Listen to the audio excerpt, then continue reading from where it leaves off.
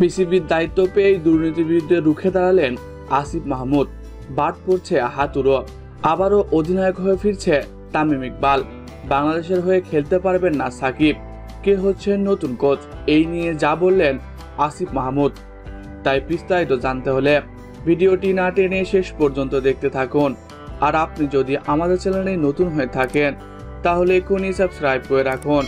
আর ইতিমধ্যে সাবস্ক্রাইব করে থাকলে আপনাকে অসংখ্য ধন্যবাদ। শেখ হাসিনার পদত্যাগের পর দায়িত্ব হারিয়েছে তাদের এমপি ও মন্ত্রীরা।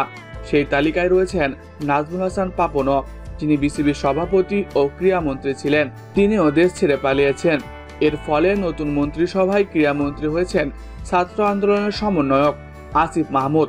দায়িত্ব নিয়ে তিনি বলেন, দেশের ক্রীড়া জগৎকে অন্ধকার থেকে মুক্তি দেব।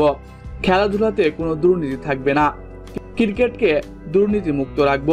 সেই সাথে কোচ হাতুড়ু সিং এর ব্যাপারে তিনি বলেন, এমন কোচ আমরা দেশে রাখবো না, দেশীয় কোচ দিয়েই ক্রিকেট বোর্ড পরিচালনা করব।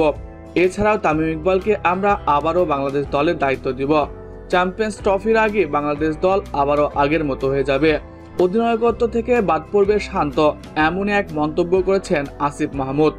এই নিয়ে তিনি বলেন, তামিম ইকবালের সাথে যে অন্যায় হয়েছে তা আমরা দেখেছি, তা আর হতে দেব না।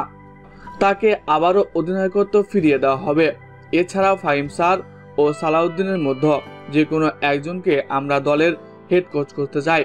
অন্যদিকে সাকিব আল হাসানের ব্যাপারে তিনি বলেন, বাংলাদেশ দলের অন্যতম সেরা খেলোয়াড় সাকিব। তবে বিভিন্ন সময় বিভিন্ন কর্মকাণ্ডের কারণে সব সময় আলোচনায় থেকেছেন সাকিব আল হাসান।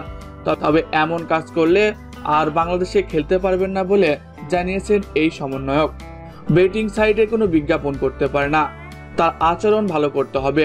কোনো প্রকার অশ্লীল কার্যকলাপ তার থেকে আমরা আশা করব না। সব দিক বিবেচনা করে তাকে জাতীয় দলে ফিরতে হবে, অন্যথায় বাংলাদেশ দলে চিরদিনের জন্য অধিকার হারাবেন। প্রিয় দর্শক, আসিফ মাহমুদকে আপনাদের কেমন লাগছে কমেন্ট করে জানিয়ে দিন। এছাড়াও খেলাধুলার সকল আপডেট সবার আগে পেতে হলে আমাদের চ্যানেলটি সাবস্ক্রাইব করতে ভুলবেন না। ধন্যবাদ সবাইকে।